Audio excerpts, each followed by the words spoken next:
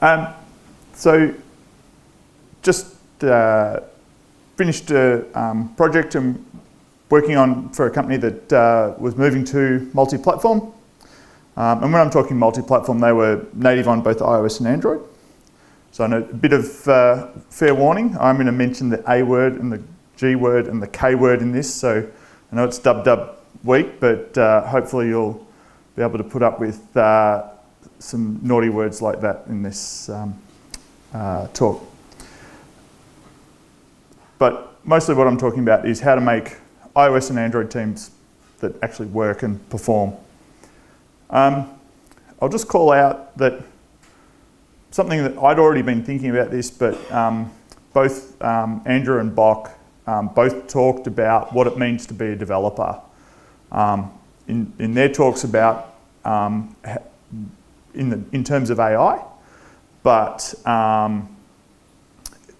similar thing here is going to be what it is to be a developer, and when it comes to cross-platform development, how it works. But if I'd say both of those are great takes on it. Okay, next thing. Some of you might realise I've been around for a little while, and in the beginning there were books, and the books for everything. If you ever wanted to know anything about anything, were the four Dummies books. You could literally find out about anything with a 4 Dummies book. But one of the things I always loved about them, and lots of other books had this as well, I think the O'Reilly books had it, was they had a legend. So they had these icons, technical stuff, tips, whatever. So in this talk, we're going to have some a legend. We're going to have a rabbit hole. We're going down a couple of those. A soapbox, just a little rant. Something that I've got a hot take on. And final one, pub talk, which is I'm going to say something, but I don't want to hear about it again until we get to the pub. And the first rabbit hole is, what the hell, why were soapboxes so substantial back in the day that you could stand on them? Why were they so big? And why did people need so much soap? We don't have them anymore, but just, odd thing when I was like, I'll get a picture of a soapbox. And I was like, okay, that's more than I expected. So when I talk about multi-platform development, I've been doing this quite a long time. Some of you know that I do both Android and iOS development. But back in the day, I actually did macOS and Windows 2000 development. So built native macOS applications, built native Windows applications.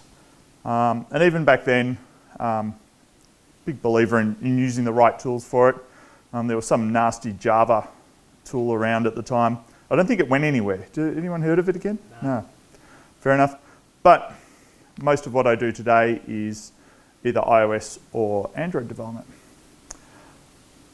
And quick note about cross-platform tools. And when I'm saying cross-platform tools, you'll get that in a section. Or why would we go native? One of the things that I always feel with the cross-platform tools is that it compromises your decision, and you're tied to a partner effectively that might not necessarily have all of the platform upgrades and things in their roadmap. So, how long is your cross-platform tool going to be around for? 3 years, 10 years? Who knows? So this is going to bring back some memories for some people. Tooling. I remember this, but this was probably the shortest lived of all of them. I don't think anyone released a Java app for iOS. But even tools like Xamarin, Microsoft dropped the support for it. Other companies have picked up the support, but now you're dealing with quite small companies. I'm even going to pick on Flutter and say that, the same thing. Google, it's not their primary platform. They don't put full support. You can do most things in Flutter, but if you want to do app intents and app functions, which is the Android version of app intents, does Flutter support it? You're relying on a small, I think it's 2 or 3 developers who are building a tool to allow Flutter to interact with those. I'll even go as far as to say Mac Catalyst. iPad, the apps that are Mac Catalyst apps generally don't feel very good. I'd go in, I've never been a fan of it. I think it's a shortcut that doesn't really win you much.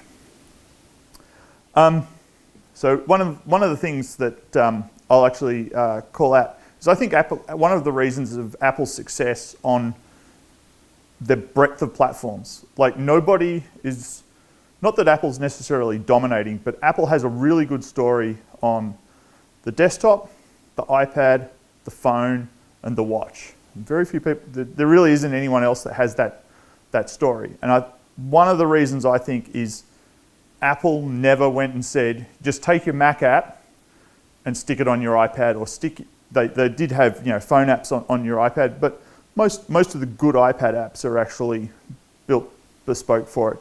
And they had a different paradigms, and the same thing with the watch. And I'll call out probably the most obvious one that was, in my opinion, a complete disaster. Windows Mobile, and then trying to stick it all in the dock with the tiles. It was a mess. It didn't work for desktop users, didn't work for phone users. And by the way, Google's releasing the Google Book, which is an Android-based laptop, so hope it goes well. I'm not holding much out for it. Final thing on the cross-platform tools, I'll call out tools like KMP and Swift on Android. These are tools that give you sort of your bottom layer of your software development stack. Typically, the networking and business logic, and leaving the actual UI that's being worked on to native development.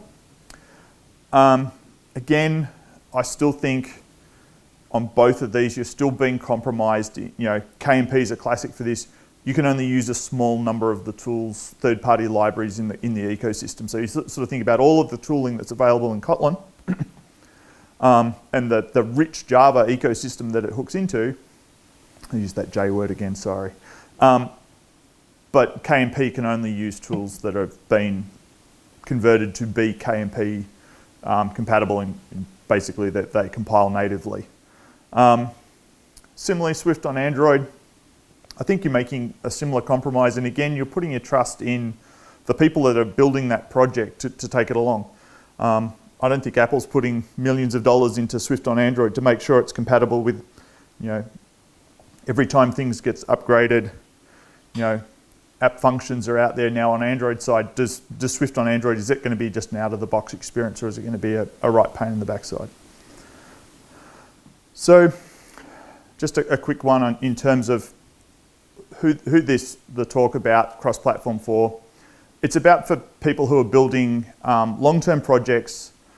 If you're working on a startup or that's on the verge of going out of business, unless you get the next release out tomorrow, and you're just going as fast as you can, just build however you want. What I'm talking about is for projects where you're expecting to work on these for a long time. You're thinking about what you're doing and how you're doing it. Probably classically enterprise development, not this type of enterprise, not this type of enterprise, but this type of enterprise. So big business, people who are thinking about what their app's going to be doing in 1 year, 2 year, 5 years time. And they're not just throwing it away. And I called out the sort of the startup world. It's a very different way of working. I've worked in it a number of times. It's a great thing to do. It's such a joy, especially when you've been doing enterprise development for a long time.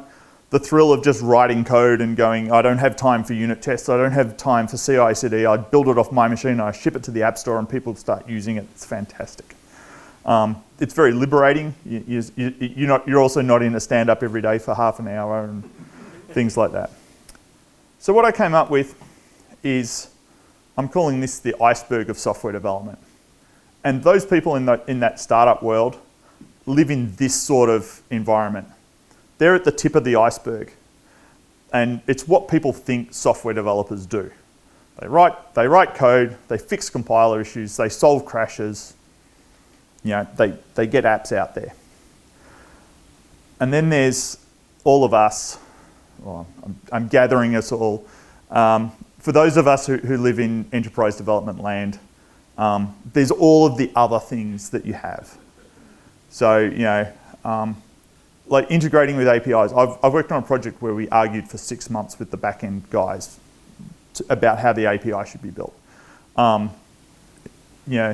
Testing, even simple things like having coffees and arguing on Slack, all those things. And I'm specifically calling out enterprise agile ceremonies and the way that enterprise bastardizes agile. But that's a discussion for the pub. And then finally arguing with the security team. But these are what I'm calling below the waterline activities. Now these are all of the activities that we as software developers have to do. And one of the things I'm calling out in multi-platform development is that the small part of the code that you've actually got to work on when you're working on Android and iOS is this bit at the top, and all of this stuff at the bottom has to get done as well. But most of that is actually can be done by either the iOS or the Android team. And there's no reason that both of them have to do it at the same time. And more often than not, you work in organizations where both the iOS and the Android people are arguing about the designs at the same time. They're both having headaches with the integrating with APIs. They're both refining tickets at the same time. Having coffee, that they can do together. But so much of the work ends up getting repeated, and why have everyone there? So, just a little rabbit hole for me. It's probably needs a little bit of a soapbox there as well. One of the things I do note is that we're also very reluctant to rewrite code. Often we don't know what the answer is to our development until we get to the end of it. And we might not have made the cleanest thing, but also the business didn't really know what they wanted at the start. And now at the end, we've sort of got that articulated. And one of the things, and I will call out all of the people in the last project I worked on, they were really good at doing a big chunk of refactoring after each milestone was, or after each sort of delivery was reached. And in a couple of cases, we rewrote huge chunks of code just to make it better, and was like, oh, now we understand the business actually wants this, and this, not just this bit that they started telling us about at the start. And it only took 2 weeks to write a screen that had taken probably 8 weeks of work to build. And also call out proof of concepts. Done it a couple of times. Proof of concept should, especially if they're to test out, not necessarily just can Swift UI do X, Y, Z, or can Android do X, Y, Z, but like proof of concept, we want to test whether something, whether the customers engage well with a particular thing. Just do it on one platform. I'm a true believer that you can test this out on one platform. It'll be quick to build it out on the other one, but again, you compound when errors are made in your proof of concept, you need to go back. If you've got 2 platforms that you're building at the same time, your reluctance to actually go and throw code away and start again is very difficult. So, how do we get to a place where we can do multi-platform development quickly and well? And unfortunately, this is also about squishy people problems. It's not really about the code. It's about how you set up your teams and build things out. So the first and what I think is the best way to do it is what I'll call is the path well traveled. Just let one team go first. Your iOS team is going to build out XYZ feature, and a couple of weeks later or months, whenever, as they're getting close to the very end, you then bring in a couple of people on the Android side, and you just have them chase behind. The Android people are not going to have to worry about the bizarre API calls. They're not going to have to argue about the design. There's going to be very few things that they're going to bump into. And I will call out one project I worked on, and Jared's in the crowd here, so you can ask his experience of it because he's one of the people who worked on it. We worked on a project, and I think we had 8 or 9 iOS developers who'd worked probably for a year, and we set up to build the Android project. 2 Android developers, and Jared's pretty good at doing this coding thing as well. But they copied a lot of the code, and I think it was 8 weeks or 12 weeks, and they pretty much had most of the UI done and hooked things up. So they were able to go so fast with that. And one thing, I'll talk about it a little bit in future, is also we had the same architecture behind the scenes. Unfortunately, showing my age a little bit, and break the illusion that Jared's not 21. It was RX that we built it in, but we had it on exactly the same on both platforms. So if you can't convince your delivery manager and the people who run squads that just let one team build it and the other team will go and do something else for a while, the next strategy that I think works is, or it works efficiently, is what I'm calling the mismatch team. So you might have 4 or 5 people actually working on and going through all of the iterations on, I'll use the example in iOS. So they're working on iOS, and at the same time, you might have 1 or 2 people on Android building out the features. So again, the iOS team are taking point on arguing with the designers, arguing with the networking people, going backwards and forwards with the product people, and the Android people are just trying to catch up as quickly as they possibly can. And again, works reasonably well. Your Android team has to be fairly focused to know that they've just got to look at getting through the cards and building. And this works well for, in my opinion, for organizations that have we've got 3 months to build a feature and we've got to deliver it out. We can't wait then, a couple of weeks later for the next feature. Then finally, you can't convince the product managers or anyone in the team that you've got to have the same number of developers, iOS and Android, working on it.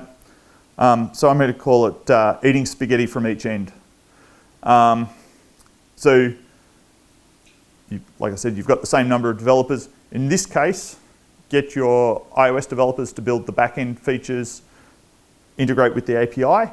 Android people, we're going to start building design and doing the designs and working through the UI and hooking the UI up and testing the UI with fake data and, like I say, trying to meet in the middle.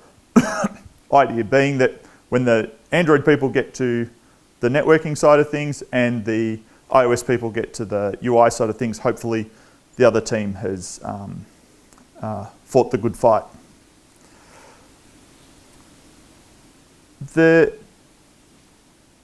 One other thing that I think helps is you need support from within the organisation to do this. But one of the things I think I've seen is often in organisations that the Android and iOS leads don't talk to each other.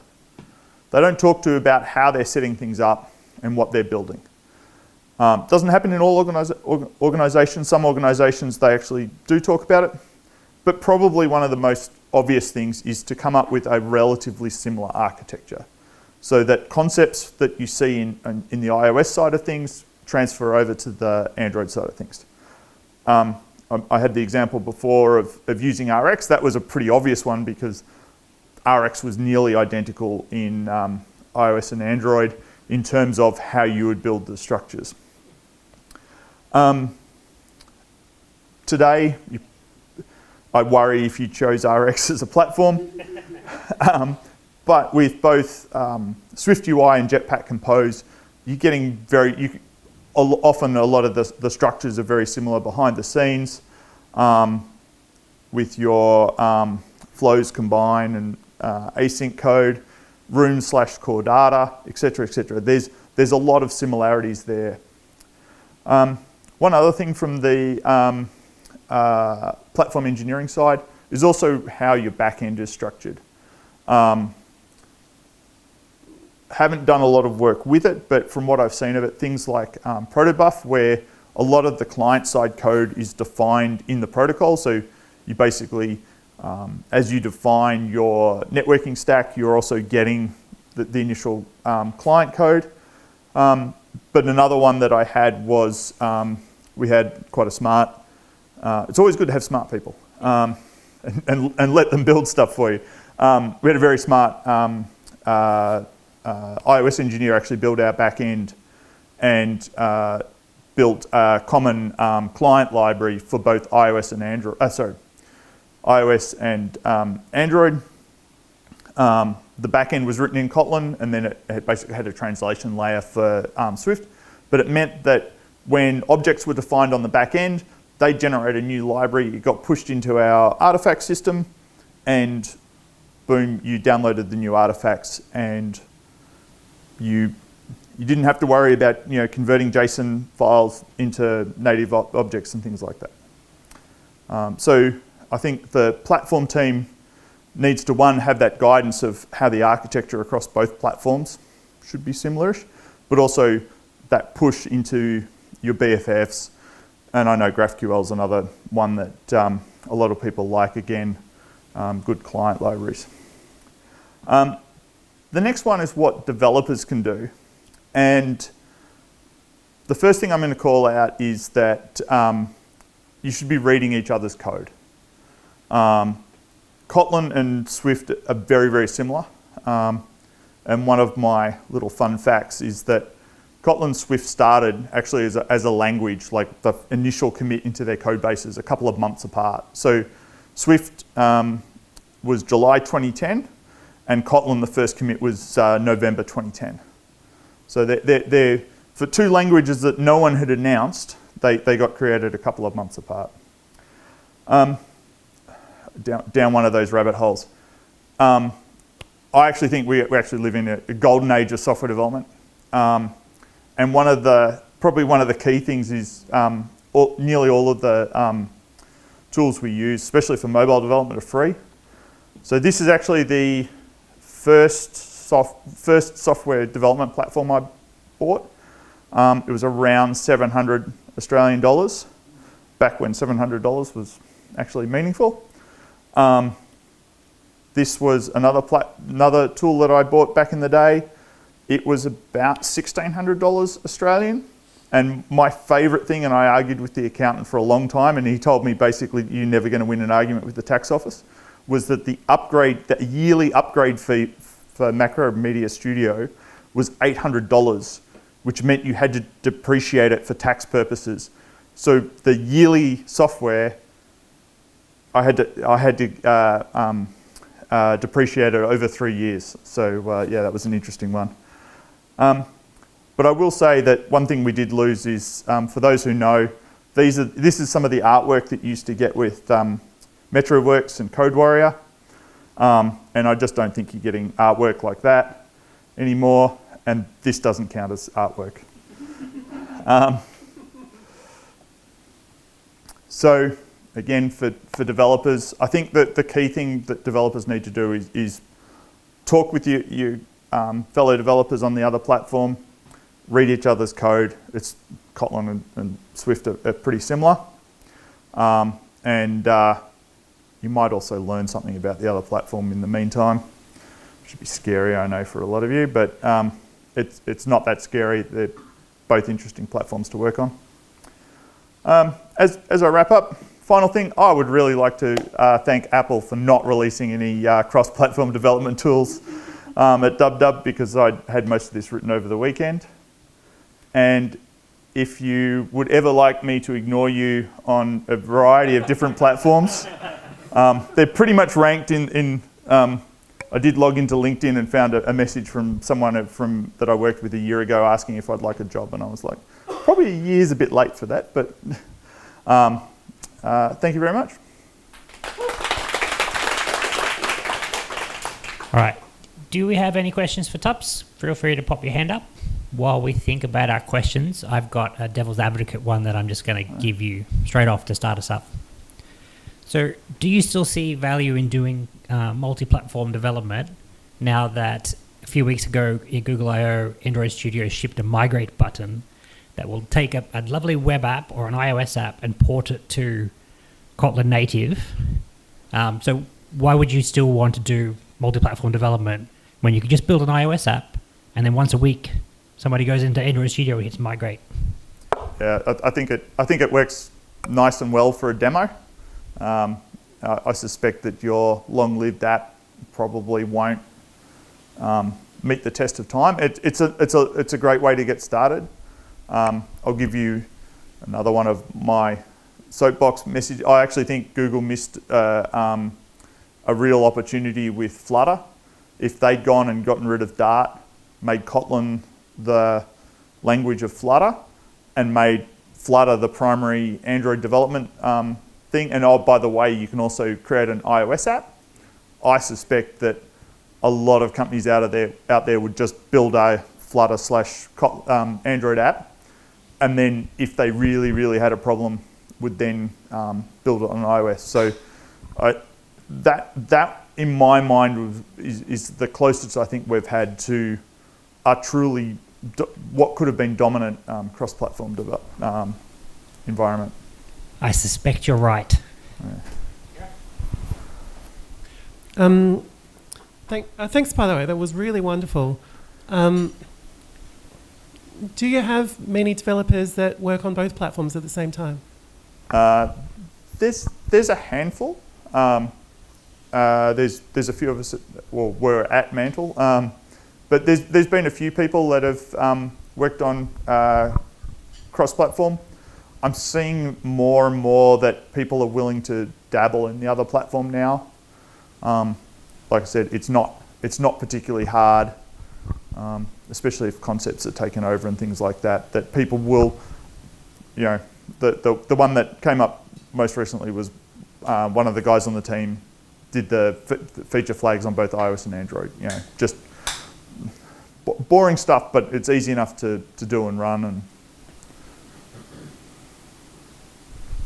any other questions for Tups? Don't forget, he had several slides on there promising discussion at the pub. So Jared's got lined up at the pub. Right. Are there philosophical differences between the two platforms where they actually have to diverge? I'm also thinking, some of them also, like I think Apple has some hardware-specific things from Dynamic Island, blah, blah, blah. Yeah, look, yeah, definitely. And that's one of the reasons why native platforms ultimately, I think, win, is you can get to the 80% mark pretty easily. Display stuff on the screen.